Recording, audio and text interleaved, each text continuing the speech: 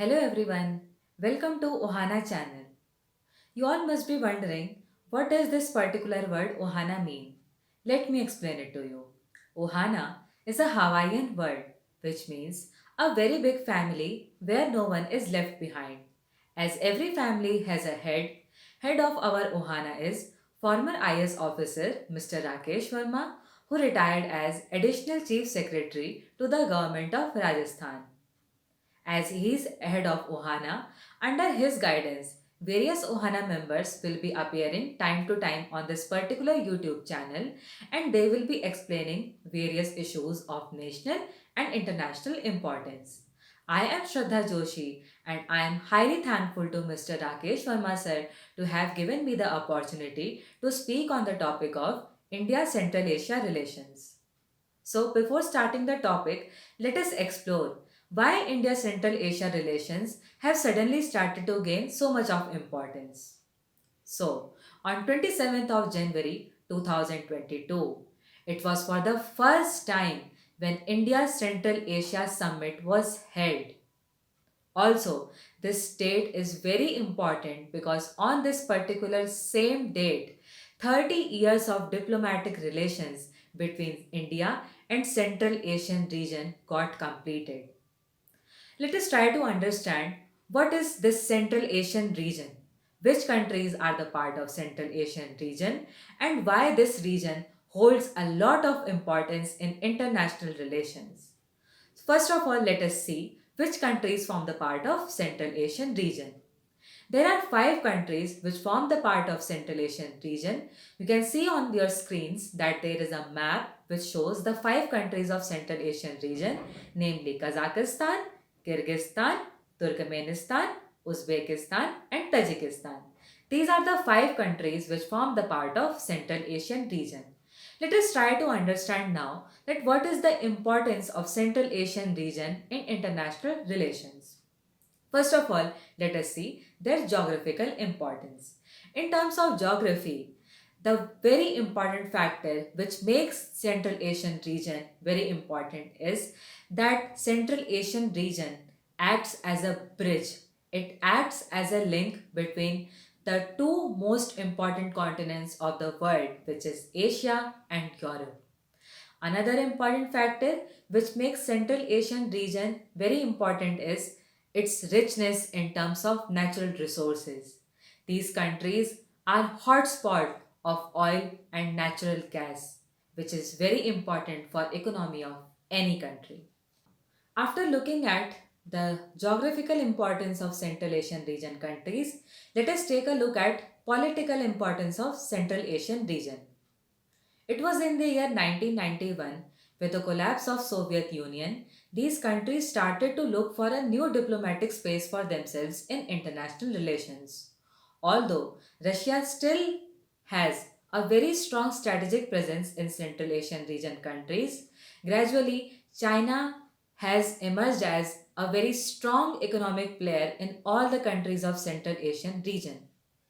US also has acknowledged the importance of Central Asian region countries, and it is for this reason US strategy for Central Asia was launched for the period from 2019 to 2025. Also, it is envisaged in this particular policy that they will be holding regular summits with all the countries of Central Asian region. But wait, there is a catch. In the year 2021, when Democracy Summit was organized by United States, in this particular summit, China, Russia and all the countries of Central Asian region were not invited. So this shows that some way or the other there is a kind of issue between the countries of Central Asian region and United States. So summing up, we can understand that Russia has a very strong strategic presence in all the countries of Central Asian region. On the other hand, China has very strong presence in terms of economy, but United States of America is still struggling to have its influence over the countries of Central Asian region. Now, let us take a look at some numbers. You can see on your screen that there is a graph by UN Comtrade which shows as to what extent countries have economic presence in Central Asian region.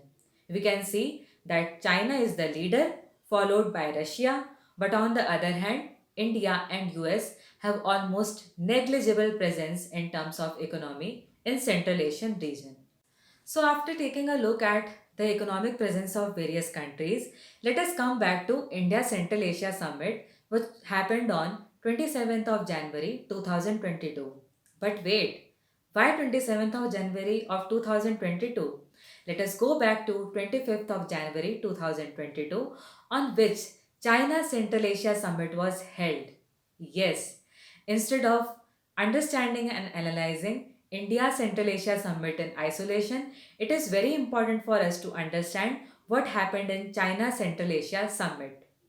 It is very important for us to understand that the way India has completed its 30 years of diplomatic relations with Central Asian region, China has also completed its 30 years of diplomatic relations with Central Asian region.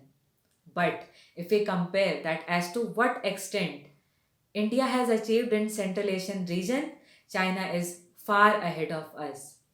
Let us see that in Central Asian region, three countries, namely Kazakhstan, Tajikistan and Uzbekistan.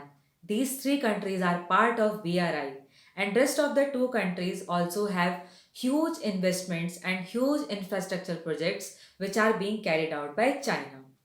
Also, another important factor which maintains huge hegemony of China in these countries is that China keeps on giving grants and line of credit to all the countries of Central Asian region.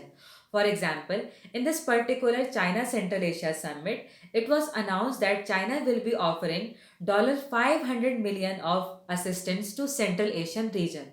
Also, China has pledged to increase its trade to $70 billion by the year 2030. On the other hand, in the India Central Asia Summit, which was held on 27th of January 2022, no such kind of pledge was made. Also, now moving on further, let us try to compare the five proposals which were made by China in the China Central Asia Summit and the three goals which were laid out in India Central Asia Summit. So, in China Central Asia Summit, five proposals were laid out, namely, the first proposal says that they will be magnifying exemplary role of good neighboring friendship. The second proposal is that they will be building cooperation for high quality development. The third proposal says that they will be strengthening shield for defending peace. Fourth point says that they will be building family with diverse interaction, and fifth point says that they will be protecting global village that enjoys peace and development. Now, if we take a look at the goals which were set up by India Central Asia Summit, so first goal says that they will be going ahead for regional security and prosperity. The second goal says that they will be giving effective structure to cooperation so that they can pave way for establishment of platform for regular interaction. The third goal says that they will be creating ambitious roadmap for cooperation. Now, after taking a look at what were the proposals which were laid out in China Central Asia Summit and what were the goals which were laid out in India Central Asia Summit, also in India Central Asia Summit, it was decided that they will be now institutionalizing the summit and they will be holding summit level meetings in every 2 years, which is a very good step in the direction. And also, India Central Asia Secretariat would be set up in Delhi. So, although these goals which have been set up by India Central Asia Summit are really very good in the direction, but the important factor which still remains unanswered is implementation. If we implement the intentions which we have expressed in the India Central Asia Summit, it will be very good direction. It will be a very good step in the same direction. It's never too late, but the thing is that the goals which India has set up in its India Central Asia Summit, they are to a very large extent have already been achieved by Central Asian region. For example, countries such as Kazakhstan, Tajikistan and Uzbekistan are already part of BRI, and there are several infrastructure projects which are being constructed by China in rest of the two country, namely Turkmenistan and Kyrgyzstan. If we take a look at the status of projects which have been completed by China, so China Kazakhstan crude oil pipeline has already been completed by China in Central Asian region. Then next is this China Central Asia natural gas pipeline which has been completed by them.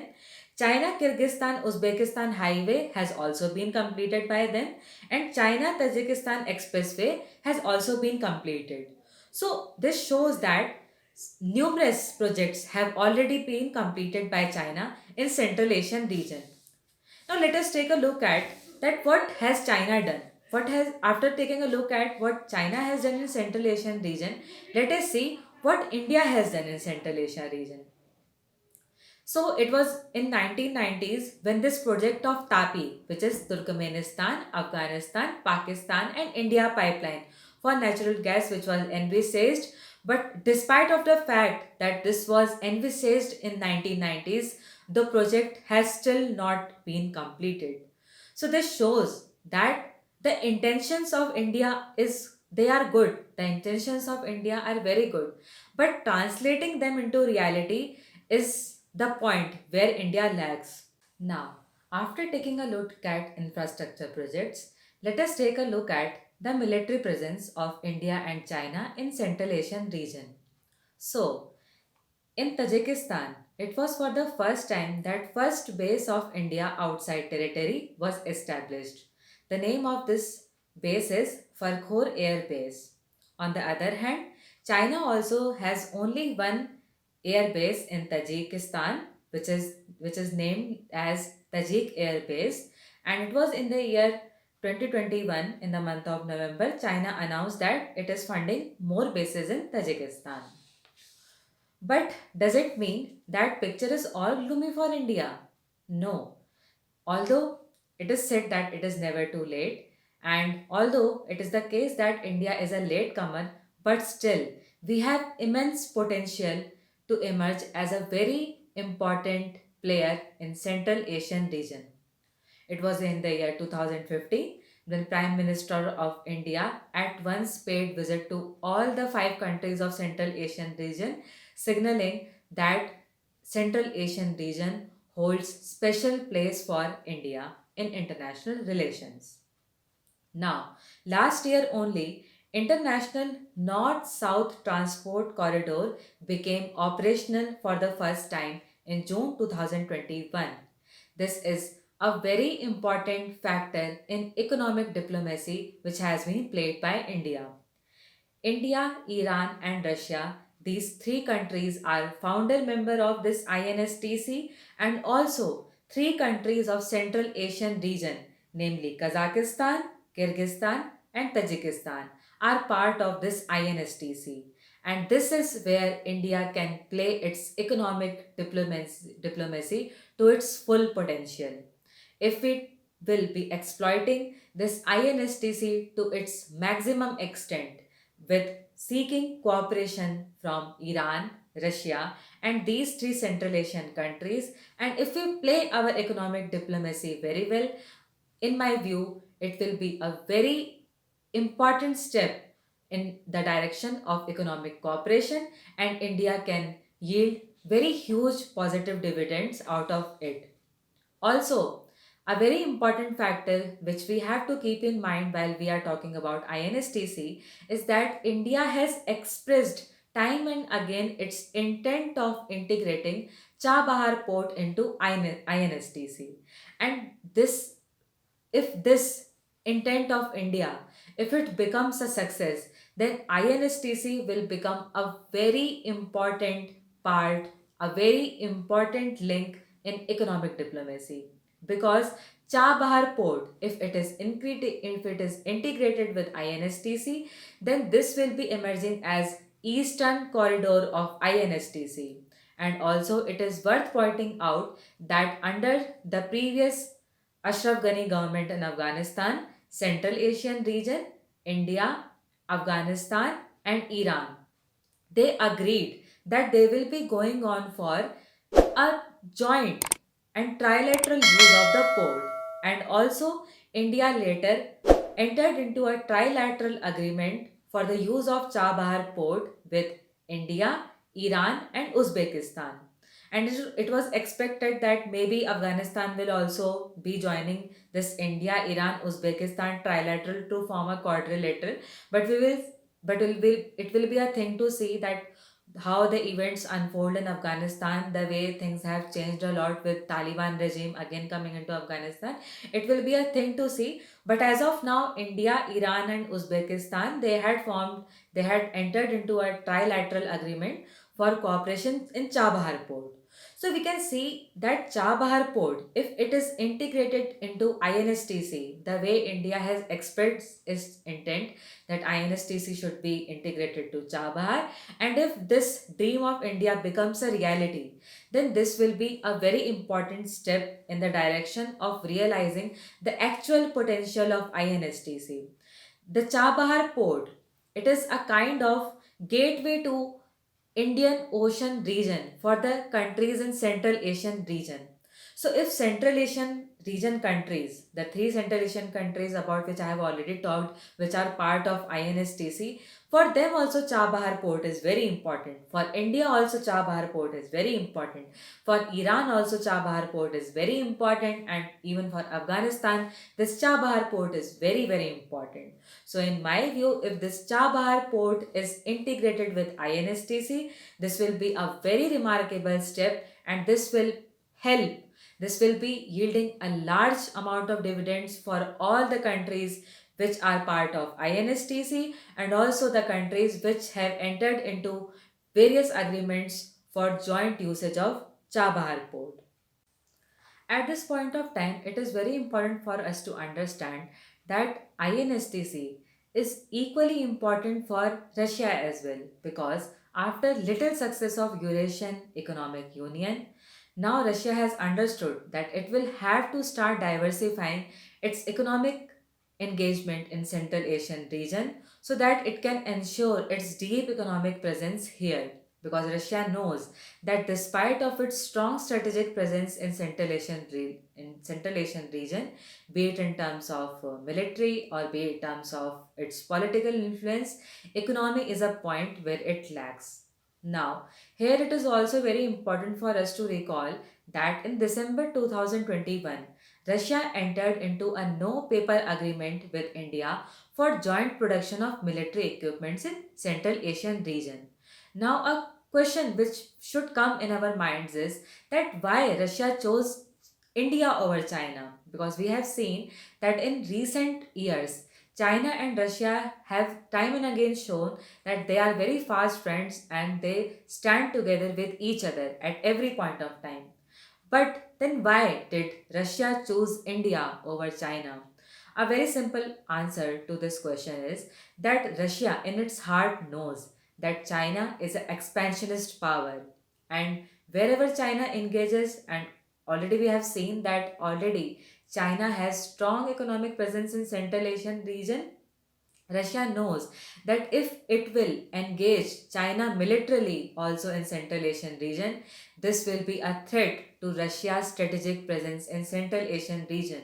On the other hand, because India has an image of being soft power in Central Asian region, Russia knows that India is a safe partner to be with.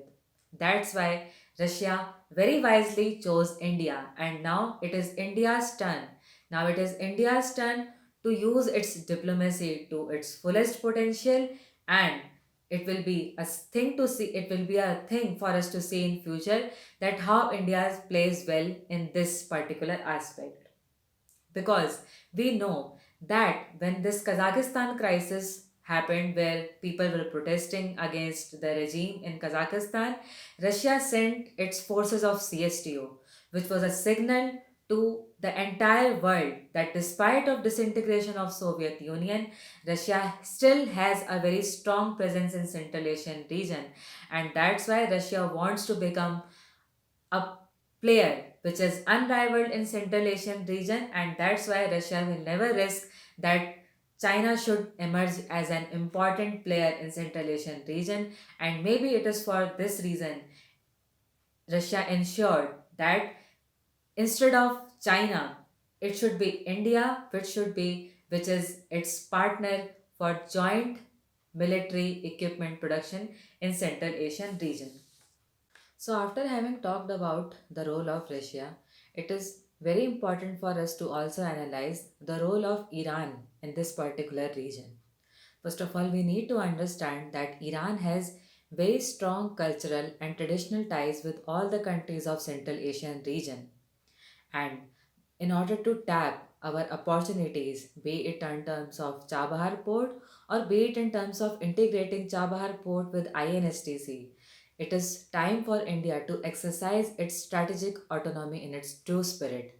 The way we have been exercising strategic autonomy in order to balance US and Russia in the same spirit, despite of the sanction which has been put by US on Iran, India will have to come forward and India will have to exercise its strategic autonomy in order to balance Iran and USA.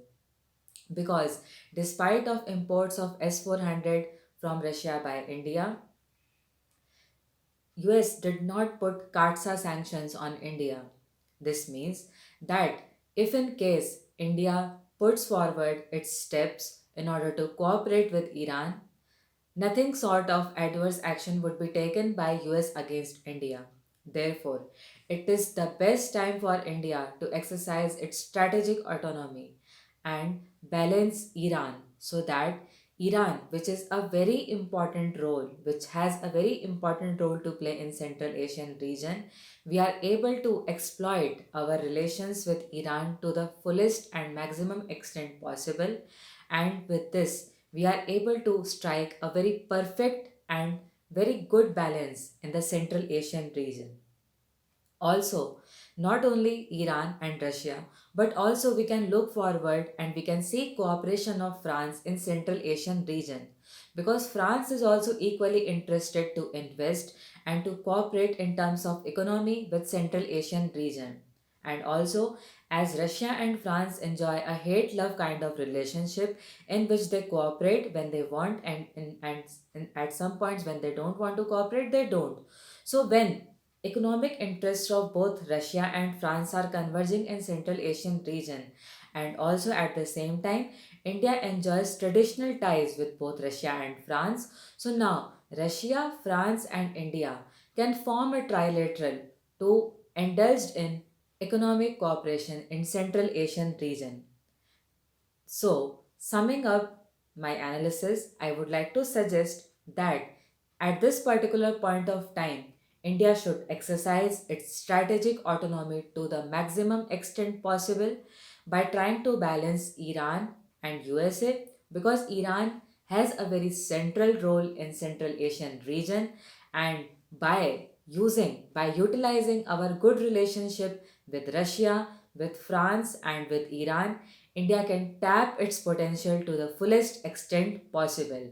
And in doing so, India will have to ensure that we don't make China an adversary, but the efforts which we are putting forward, they are just in direction to maintain our national interest possible. Thank you.